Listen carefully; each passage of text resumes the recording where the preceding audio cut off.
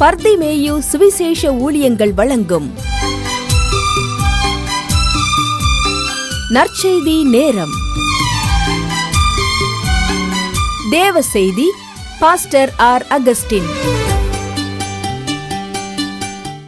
இந்த நாளில் உங்களோடு நான் பேசி வருகிறேன். அநேகருக்கு கேள்வி என்னன்னா, எதனால பாடுகள், உபத்திரவங்கள்? அநேக நேரங்களில் நமக்கு இது விளங்கிட்டோம்னா, இயேசு கிறிஸ்து இந்த பூமியில் வாழும்போது ஒரு வார்த்தையை சொன்னார்.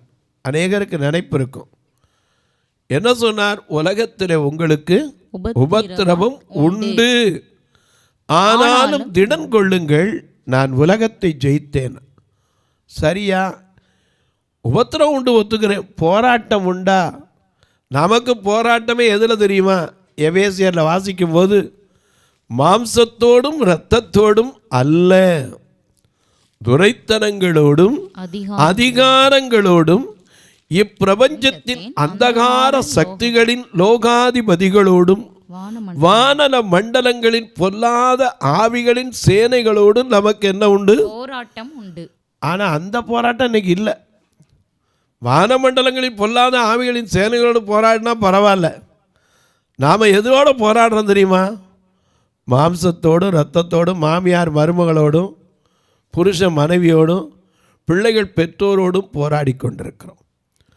போராட்டத்திற்கான காரணம் என்ன என்பதை நாம் அறிந்தால் நிச்சயமாக அதிலிருந்து நாம் காத்து கொள்ள முடியும். அதனால தான் அநேக நேரத்தில் நாம் மறந்துடுறோம். உங்கள் வேதத்தை எங்கே இருந்தாலும் சரி, தயவு செய்து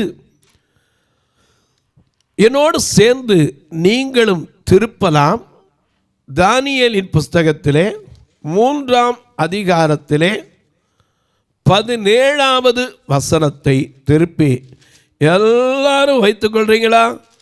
எனக்கு அன்பானுடைய எல்லாரும் தேடி எடுக்கிற வரைக்கும் அல்லேலூயா, தூதர்களோடு ஆராதிப்பே, ஸ்தோத்திரம் பலியிட்டு ஆராதிப்பே, தூதர்களோடு ஆராதிப்பே, ஸ்தோத்திரம் பலியிட்டு ஆராதிப்பே, ஆராதிப்பே, ஆராதிப்பே, ஆண்டவர் இயேசு ஆராதிப்பே, ஆராதிப்பே, ஆராதிப்பே, ஆண்டவர் இயேசு ஆராதிப்பே.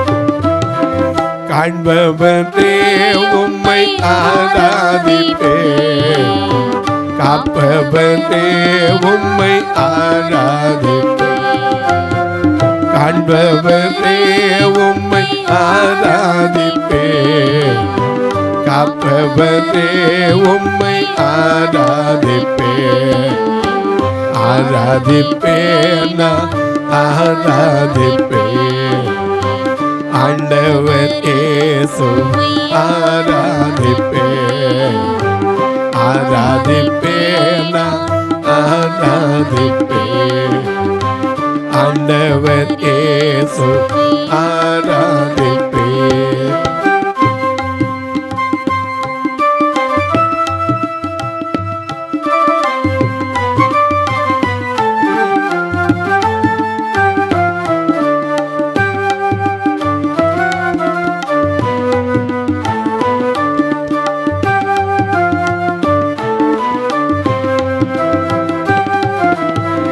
பரிசுத்த உள்ளத்தோடு ஆராதிப்பே, பணிந்து கொண்டிருந்து ஆராதிப்பே, பரிசுத்த உள்ளத்தோடு ஆராதிப்பே, பணிந்து குனிந்து ஆராதிப்பேன், ஆராதிப்பேன், ஆராதிப்பேன்.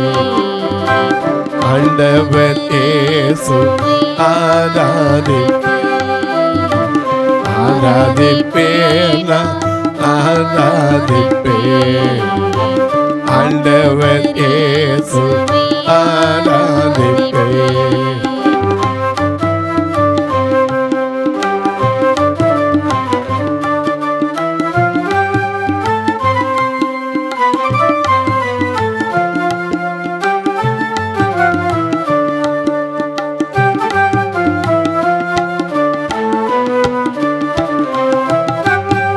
காண்பவரே உம்மை ஆராதிப்பேன், காப்பவரே உம்மை ஆராதிப்பேன்.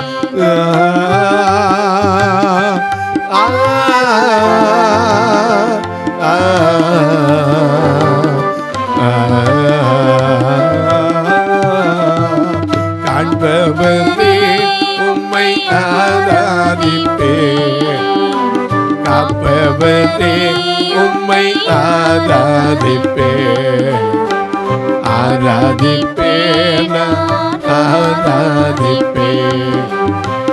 ஆண்டவர் இயேசு ஆராதிப்பேன், ஆராதிப்பேன், ஆராதிப்பேன்.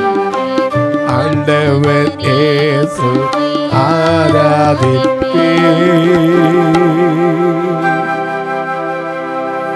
எல்லாம் எடுத்திருப்பீங்க. வாசிக்க கேட்போமா? தானியேலின் புஸ்தகம் 3வது அதிகாரம் 17ஆம் வசனம். நாங்கள் ஆராதிக்கிற எங்கள் இதுதாங்க பிரச்சனை. என்னைக்கு ஆராதனை சொல்றியோ அன்னைக்கு போராட்டம் வரும். இன்னைக்கு பாருங்க, சபைக்கு போகும்போது கூட சரி, முன்னாடி ஒரு கூட்டம் போய் உட்காந்துரும். அதுக்கு அடுத்து பார்த்தீங்கன்னா பாட்டு பாடி கிராஸ் பேரர் அப்படி தூக்கிட்டு வருவாங்க. அதுக்கு பின்னாடி பாஸ்ட்டுக்கு பின்னாடி ஒரு வருஷம் வந்துக்கிட்டு இருக்கும். அநேக நேரங்களில் சமாரியா பெண் வர லேட்டாகலாம், ஆனால் இயேசு எப்போ போயிட்டாரு?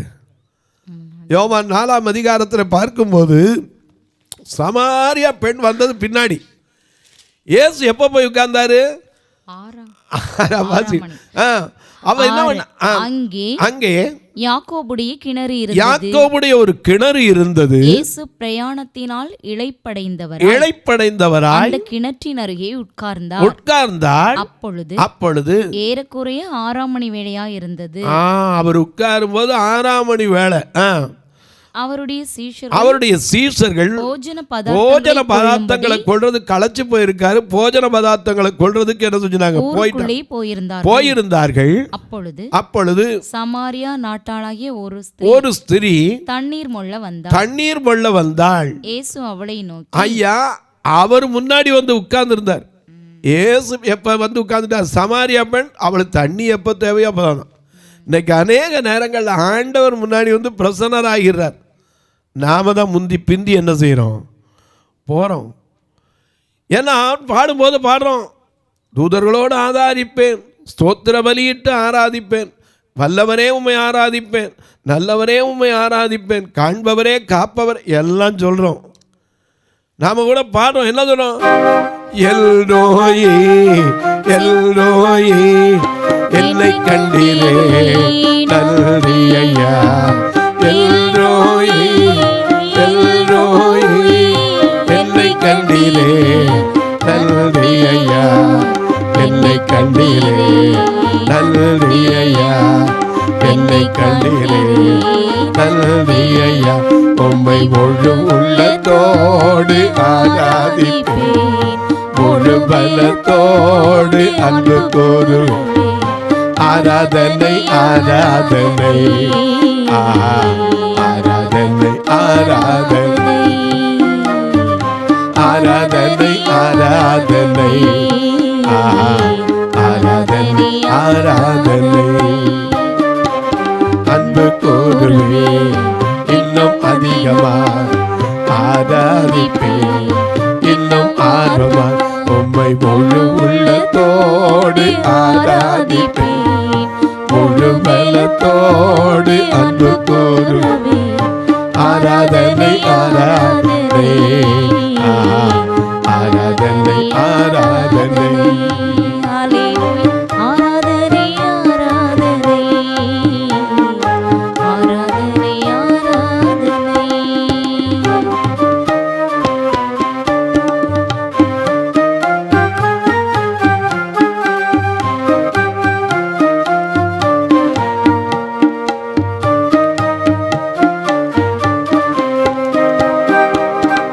எபினேசரே எபினேசரே எபினேசரே எபினேசரே, இதுவரையில் உதவி செய்தே, இதுவரையில் உதவி செய்தே, இதுவரையில் உதவி செய்தே.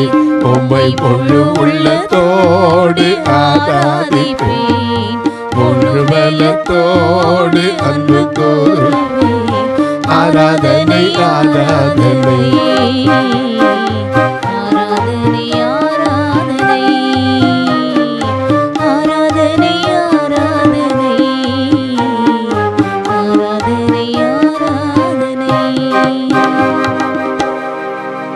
முழு உள்ளத்தோடு ஆராதிப்பேன், முழு பலத்தோடு ஆராதிப்பேன் எல்லாம் சொல்றது சரிதான். ஆனால் ஆராதனையில் தான் போராட்டம் வரும். அப்போ தான் சர்ச்சைக்கு கிளம்பும்போது ஒருத்தர் சொன்னார், ஐயா நான் கல்யாணம் பண்ணக்கு முன்னாடி 2 வீலராக இருந்தேன்.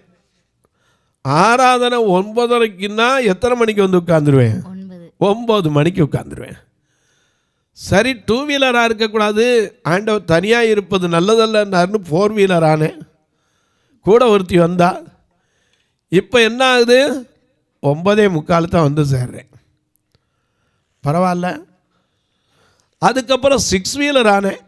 ஒரு குழந்தை வந்துச்சு, அதை ரெடி பண்ணி தூக்கிட்டு வரும்போது கரெக்டாக மணி 10 ஆயிடுது. அடுத்தாப்புல 8 வீலர் ஆனேன். கொஞ்சம் குடும்பம் கூடுச்சு, நாம் இருவர் நமக்கு இருவர்னு. இப்போ பார்த்தா ஆமேன் போடுறதுக்கு வந்து சேர்றேன்னார். ஏன் சொல்கிறேன்? ஆராதனையில் போராட்டங்கள் வரத்தான் செய்யும். நீ என்னைக்கு ஆராதனைக்கு போகணும்னு நினைக்கிறேன் அன்னைக்கு தான் பல பிரச்சனை வரும். ஞாயிற்றுக்கிழமை தான் கல்யாணம் வரும், ஞாயிற்றுக்கிழமை தான் விசேஷம் வரும். ஆனால் வேதம் என்ன சொல்லுது? ஓய்வு நாளை பரிசுத்தமாய் ஆசரிக்க நினைப்பாயாக. உன் வேலைக்காரனானாலும் உன் வேலைக்காரியானாலும் உன் மிருக ஜீவன்களானாலும் உன் வாசல்களில் இருக்கிற அந்நியனானாலும் யாதொரு வேலையும் செய்ய வேண்டாம். ஓய்வு நாள். ஏன்னா நம்ம அனைய பாடுவோம், ஓய்வு நாள் இது மனமே தேவனை உன்னைய தியானம் செய்க மனமே. ஓய்வு நாள் இது மனமே தேவன் உன்னைய தியானம் செய்க மனமே.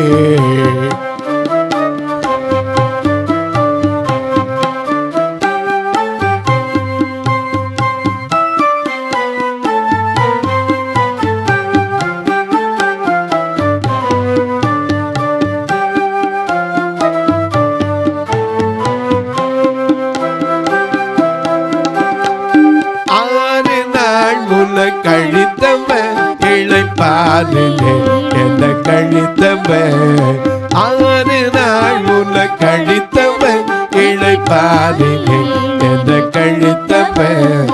கூறும் பூரண ஆசீர்வாதத்தை கூறும் பூரண ஆசீர்வாதத்தை குறித்து கொள்ளிது சமயமே. ஓய்வு நாள் இது மனமே உன்னைய தியானம் செய்க மனமே.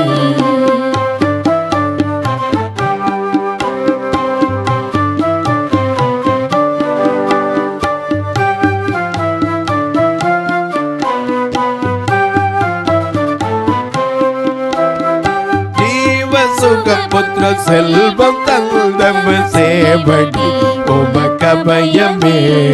ஜீவ சுக புத்திர செல்வம் தந்தம் சேவடி உமக்கபயமே.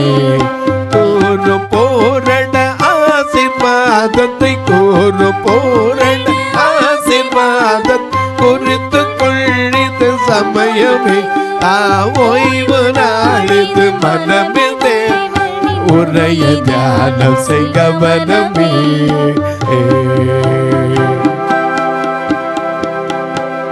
வேதத்துல சொல்லப்பட்டிருக்கிறதே ஓய்வு நாளை பரிசுத்தமாய் ஆசரிக்க நினைப்பாயாக. அதை ஏசாயா எழுதும் போது 58:12-13 சொன்னா உன் ஓய்வு நாள் என்ன செய்யக்கூடாது, யாதொரு சொந்த பேச்சை பேசக்கூடாது. என் பரிசுத்த ஓய்வு நாளா வசனத்தை சொல்லி வாசிங்க, மக்களுக்கு அப்பதான் குறிக்கிறதுக்கு தோது. அநேகர் அதை குறித்து சொல்லவும் செய்யறாங்க. 58:13 இருந்தே வாசிங்க. முதல்ல இருந்தே உன்னிடத்திலிருந்து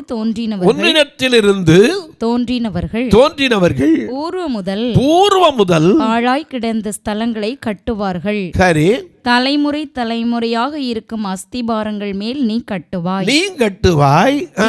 பானதை அடைக்கிறவன் என்றும் குடியிருக்கும்படி பாதைகளை திருத்துகிறவன் என்றும் நீர் பெயர் பெறுவாய். பெயர் பெறணும். ஆனா பெயர் நம்ம பெறமா? திருத்துறவனா பெயர் வருமா, கட்டுகிறவனா பெயர் வருமா, இல்ல கட்ட விழ்கிறவரா பெயர் பெற்றிருக்கமா? என் பரிசுத்த நாளாகிய ஓய்வு நாள். ஏன்னா ஆண்டவர் 6 நாட்கள் இந்த உலகத்தையே என்ன செய்தார், படைத்தார். 7ஆம் நாள் என்ன செய்தார், ஓய்ந்திருந்தார். அதனாலதான் இந்த ஓய்வு நாள்ல அவர் இருந்த மாதிரி நம்ம இருக்க விரும்புறார். ஆண்டவர் எப்பவுமே தான் கடந்து போன பாதையில தான் நம்மளையும் நடத்துறார். ஓய்வு நாளை பரிசுத்தமாய், அதனாலதான் என்னுடைய பரிசுத்தமாளாகிய ஓய்வு நாளைங்கிறார். என் பரிசுத்த நாளாகிய ஓய்வு நாளிலே உனக்கு இஷ்டமானதை செய்யாதபடி. நமக்கு இஷ்டம் என்ன தெரியுமா? யார் யாரு கல்யாணம் வீடு இருக்கோ அவர் ரொம்ப முக்கியமானவர். அவர் ஏன் இதுக்கு வந்தவர், வந்தா என்ன, ஐயா நான் போகாமல் இருந்தால் தப்பா நினைச்சிட்டு போறாரு. அவர் என்ன நினைப்பாரு, இவர் என்ன நினைப்பாரு நினைக்கிற மொழியோ கர்த்தர் நம்ம என்ன நினைத்திருக்கிறார் அவர் நம்ம பார்க்கணும். என் பிள்ளை எங்க இருக்கான், இருக்க வேண்டிய இடத்துல இருக்கானா அவர் பார்க்கணும்ல. நம்முடைய நினைவு மனுஷரை குறித்து, ஐயா அவங்க முக்கியமானவங்க, இவங்க முக்கியமானவங்க. நான் கேட்குற எல்லாத்தையோட முக்கியமானவர் யாரு? அப்ப அவர் தானே. அவனுடைய நாமமே அல்லாமல் வானோர் பூதலத்தோர் பூமியில் உள்ளோர் எல்லாருடைய முழங்கால்களும் முடங்குகிற எல்லா நாமத்திற்கு மேலான நாமத்தை தந்தருளி அந்த தேவாதி தேவன் நமக்கு சொல்லி இருக்கிறார், என்னுடைய பரிசுத்த நாள். என்ன நாள்?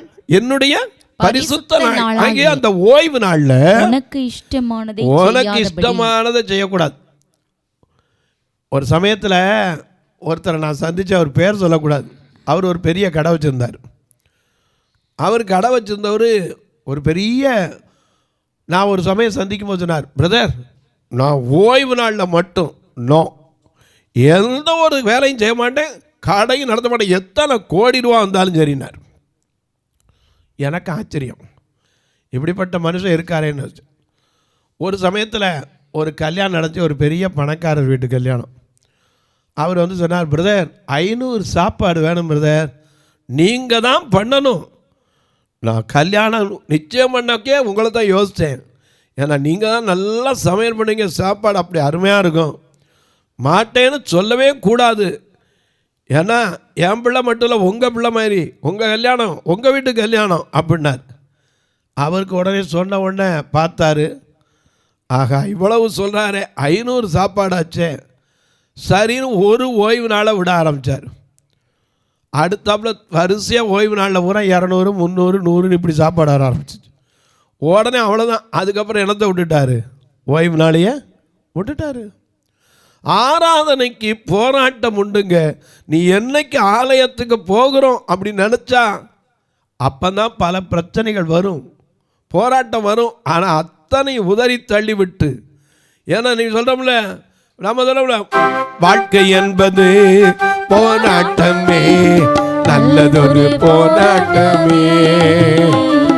வாழ்க்கை என்பது போராட்டமே, நல்லதொரு போராட்டமே. ஆவிதரும் பட்டயத்தை, ஆவிதரும் பட்டயத்தை எடுத்து போராடி வெற்றி பெற, எடுத்து போராடி வெற்றி பெற பிரியமானவனே, ஆத்துமாவ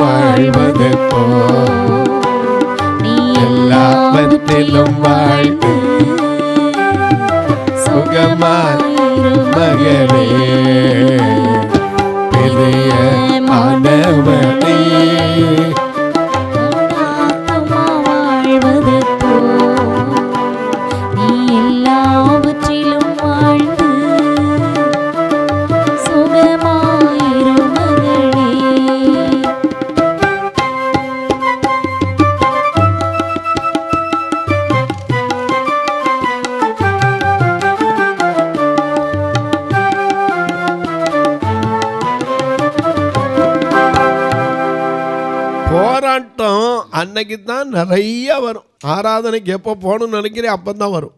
ஆண்டவர் என்ன சொல்லியிருக்காரு? என் பரிசுத்த நாளாகிய ஓய்வு நாளிலே உனக்கு இஷ்டமானதை செய்யக்கூடாது. உன் காலை விலக்கி, உன் காலை முதல்ல என்ன செய்யணும்? அங்கிருந்து விளக்கணும்னு என்னதான் அங்க போகக்கூடாது. உன் காலை விலக்கி உன் வழிகளின்படி நடவாமலும், உன்னுடைய வழிகளின்படி நடவாமலும், உனக்கு இஷ்டமானதை உனக்கு இஷ்டமான காரியங்களை செய்யாமலும், சொந்த பேச்சை உட்கார்ந்து சொந்த பேச்சு. அவர் ரொம்ப சொந்தக்காரர், அவர் ரொம்ப தெரிஞ்சவர். ஐயோ அவருக்கு போயாகணும். சொந்த பேச்சை பேசாமலும் இருந்து ஓய்வு நாளை மன மகிழ்ச்சியின் நாளென்று, என்ன நாளா? மன மகிழ்ச்சியின் நாள் என்றும், கர்த்தருடைய பரிசுத்த நாளை மகிமையுள்ள நாளென்றும் சொல்லி அதை மகிமையாக எண்ணுவாயானால் அப்பொழுது கர்த்தரில் மனமகிழ்ச்சியாயிருப்பாய். பூமியின் உயர்ந்த இடங்களில் உன்னை ஏறி இருக்கும்படி பண்ணி உன் தகப்பனாகிய யாக்கோபுடைய சுதந்திரத்தால் உன்னை கர்த்தருடைய வாய் இதை சொல்லிற்று. தொலைக்காட்சியில் பார்க்கிற என் அன்பு மக்களே, இந்த நிகழ்ச்சியை நாள்தோறும் பார்க்குறீங்க, கேட்குறீங்க. போராட்டம் எதில் வரும்? ஜெபத்துக்கு போகிறீங்கன்னா அப்போ தான் போராட்டம் வரும். எதில் வரும்னே சொல்ல முடியாது. ஆராதனையினால் போராட்டம் உண்டு. இன்றைக்கி எத்தனை வீட்டில் இந்த போராட்டம் இருக்குது. புருஷ மனைக்குள்ளே நீ ஆராதனை போகக்கூடாது, இன்னைக்கு போயிடுவியா, ஞாயிற்றுக்கிழமை வந்துட்டா போதும் போயிடுவா, இப்படி தான் போராட்டம் வரும். ஆனால் விட்டுறாதீங்க. ஆராதனையில் போராட்டம் வரும். ஆனால் அந்த போராட்டத்தில் நீ நின்று கர்த்தர் உனக்கு வைத்திருக்கிற ஆசீர்வாதம், யாக்கோபின் சுதந்திரம். அந்த யாக்கோபுக்கு என்ன இருந்துச்சு? யாக்கோபு என்னும் சிறு பூச்சியே ஒன்றுக்கும் இஸ்ரவேலின் சிறு கூட்டமே ஒன்றுக்கும் பயப்படாது. எந்த காரியத்தை குறித்து பயம் இருக்காது, உனக்கு குறைவு இருக்காது, மன மகிழ்ச்சி இருக்கும். இந்த நிகழ்ச்சியை பார்க்கிற நீங்க எப்போதும் ஒரு வாரியத்தை மறக்கக்கூடாது. எனக்காகவும் ஜெபம் பண்ணணும். ஏன் தெரியுமா? இது தொடர்ந்து வர்றதுக்கு, தேவைகள் சந்திக்கப்படுகிறதற்கு ஜெபம் பண்ணுங்க. ஒரு நாளைக்கு 5000 ரூபா வேணும், இல்லாமல் வராது. ரெக்கார்டிங்கை சேர்த்து எங்கள் சபையை வந்து பார்த்தீங்கன்னா நீங்களே சொல்லி ஐயோ இப்படியாமீங்க.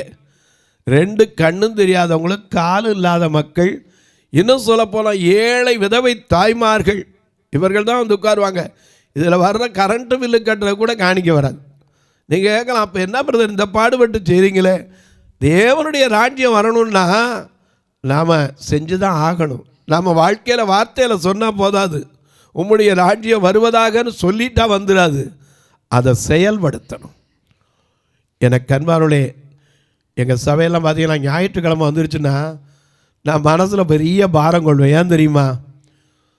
திருநெல்வேலி ஆலயத்துக்கும் அவங்க பஸ் ஸ்டாண்டுக்கும் 15 கிலோமீட்டர். இவங்களை கூட்டிகிட்டு வர்றதுக்கு ஒரு பழைய வேன் ஒருத்தர் வச்சுருக்கார். அவர் தான் கொஞ்சம் சீப்பான வாடகைக்கு வருவார். ஏன்னா மகேந்திரா வேனே இப்போ இல்லாமல் போயிடுச்சு. அதை ஒருத்தர் வச்சுருக்கார். அதில் தான் எடுத்துகிட்டு போய் 4000 ரூபா கொடுத்து வாரம் இந்த கண்ணு அவங்கள கூட்டிகிட்டு வந்து திருப்பி கொண்டு விடுறதுக்கு. ஏன்னா சிலர் இன்னைக்கு 4-5 பஸ் விடுறோம், வேன் விடுறோம்பாங்க. எனக்கு அப்படிலாம் விட முடியல. ஆண்டவர் தான் கொடுக்கணும். ஏன்னா நடத்துறது அவரில் நடத்துகிறார், நானாக நடத்துகிறேன். நானாக இருந்தால் திட்டம் தருவேன், அவரில் தர்றாரு. 4000 ரூபா வாரம் கொடுத்து இந்த பார்வை இல்லாத மக்களை வந்து சேருங்க சொல்கிறது புத்திசாலித்தனம் இல்லை. அவங்கள கூட்டிகிட்டு வரணும், திருப்பி கொண்டு இருந்த இடத்துல விடணும். அவங்களுக்கு நல்ல சாப்பாடு கொடுத்து அனுப்பியிருக்கேன். நீங்களும் ஜெபம் பண்ணுங்க. உங்கள் பிறந்த நாள், திருமண நாள் போன்ற நல்ல நாட்களிலே இந்த ஆத்துமாக்களை அழைத்து வர்றதுக்கு மாதம் 16000 ரூபா. ஒருவேளை கொஞ்சம் நல்லா ஆசீர்வச்சிருந்தா ஒரு நல்ல வேலை ஆண்டவர் கொடுங்கன்னு ஜெபம் பண்ணுங்க. அது மட்டும் இல்லை, எனக்கு அன்பானவர்களே, வர்ற மக்களை நான் சும்மா அனுப்புனதே இல்லை. ஒரு நாள் சும்மா அனுப்புறதில்லை. மாதாந்திர கூட்டங்களும் சரி. திருநெல்வேலியில் 4வது வாரம் இருக்குது, 2வது வாரம் நாகர்கோயிலில் இருக்குது. நீங்கள் வந்து பார்க்கலாம். மதுரையில் ஆலயம் இருக்குது, அதுபோல் நீங்கள் வந்து பார்க்கலாம். கர்த்தர் ஏவினால் தாங்கலாம். ஒருவேளை நீங்கள் கேட்கலாம், பிரதர் இதுக்கு எந்தெந்த காரியத்துக்கு வாங்க? நிறையா காரியம் இருக்குது. இன்னும் சொல்லப்போனால் மதுரையில் இப்போ ஒரு நல்ல கீபோர்டு இல்லாமல் தான் இன்றைக்கி ஏதோ பழைய போர்டை வச்சு வாசிக்கிருக்கேன். அன்னைக்கு கூட சொன்னாங்க, இருந்த போர்டெல்லாம் நீங்கள் எடுத்துகிட்டு போயிட்டீங்க, டிவிக்கு தூக்கிட்டு போயிட்டீங்க. இப்போ இங்கே போர்டு இல்லாமல் இருக்கியான்னாங்க. உண்மைதான், மதுரை ஆலயத்தில் ஒரு நல்ல கீபோர்டுன்னு வைக்கணும். நீங்களும் அதற்காய் ஜெபியுங்கள். அது மட்டுமல்ல, எத்தனையோ கட்டுமான பணி திருநெல்வேலியில் பார்த்தீங்கன்னா 10 பேர் ஒரு அறையில் தங்கி இருக்கிறாங்க. நெருக்கம், இன்னொரு ரூம் கட்டணும். பார்வையற்றோர் மரித்தா கூட ஒரு ஃபியூனரல் ஃபண்டுக்கு யாரும் எப்போ வச்சுருக்கணும், ஏன்னா சொந்தக்காரன் கை நீட்ட மாட்டான். எனக்கு கண்பார்வை நீங்கள் கேட்பீங்க, எப்படி பிரதர் தொடர்பு கொள்ள? இதில் 2 நம்பர் வந்துக்கிட்டே இருக்கும், ஜிபே, ஃபோன்பே, அது வழியாக தொடர்பு கொள்ளலாம். என்னிடத்தில் கேட்டால் பல வழிமுறைகள் உண்டு, உங்களுக்கு சொல்லுவேன். கணக்கு வைக்கிறவங்க கூட நீங்கள் என்கிட்ட கேட்டால் உங்களுக்கு தாராளமாக அதற்கும் வழி உண்டு சொல்லுவேன். உங்கள் ஜெபக்காரி எது இருந்தாலும் காலை 10லேருந்து 5 மணிக்குள்ளே தாராளமாக சொல்லலாம். இப்போது உங்களுக்கு ஜெபிக்கட்டுமா? நல்ல பிதாவே, நன்றியோடு துதிக்கிறோம் சுவாமி. போராட்டம், வாக்குத்தத்தத்தினால் போராட்டம், தரிசனத்தினால் போராட்டம், தீர்க்க தரிசனத்தினால் போராட்டம், ஆராதிக்க போவோம் என்றாலே போராட்டம்.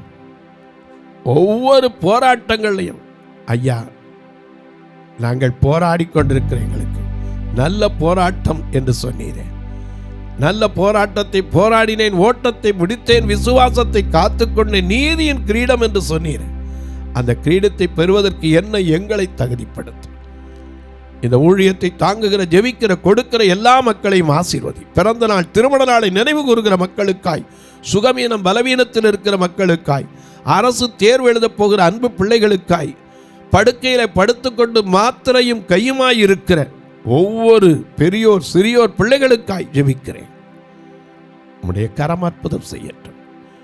இயேசு கிறிஸ்துவின் ஈடு இணையற்ற வல்லமையுள்ள நாமத்தில் ஜெபிக்கிறேன் நல்ல பிதாவே, ஆமென். சபை ஆராதனை ஞாயிறு காலை 10 மணி முதல் 12 மணி வரை. இடம் பர்திமேயு சுவிசேஷ ஆலயம், அன்னை சத்யா நகர், இளமனூர் அஞ்சல், சக்கிமங்கலம் வழி, மதுரை மாவட்டம். பின்கோட் 625201 மற்றும் பர்திமேயு சுவிசேஷ ஜெப வீடு, flat number 107, Eden garden, Muthur, Tirunelveli. Pincode 627011. சிறப்பு உபவாச கூட்டம் ஒவ்வொரு மாதமும் 2வது சனிக்கிழமை காலை 10 மணி முதல் 1 மணி வரை நாகர்கோவில் YMCA ஹாலில் வைத்து நடைபெறுகிறது. மற்றும் ஒவ்வொரு மாதமும் 4வது சனிக்கிழமை காலை 10 மணி முதல் 1 மணி வரை திருநெல்வேலி புதிய பேருந்து நிலையம் அருகில் உள்ள கிரேஸ் ஹாலில் வைத்து நடைபெறுகிறது. எங்கள் எல்லா ஆராதனைகளிலும் கலந்து கொண்டு தேவனை மகிமைப்படுத்த அன்பாய் அழைக்கிறோம்.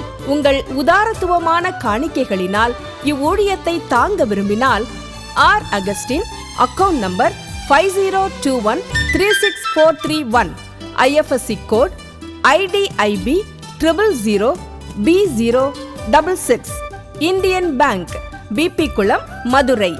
ஜிபே நம்பர் 9842181917, BGM மினிஸ்ட்ரீஸ் மற்றும் 9442559772, பிளைண்ட் மினிஸ்ட்ரீஸ் அகஸ்டின். உங்கள் தொடர்புக்கு பாஸ்டர் ஆர் அகஸ்டின், பர்திமேயு சுவிசேஷ ஊழியங்கள், நாகமலை, புதுக்கோட்டை, மதுரை 625019. தொலைபேசி எண்கள் 9842181917 மற்றும் 9442559772. கர்த்தர் தாமே உங்களை ஆசீர்வதிப்பாராக.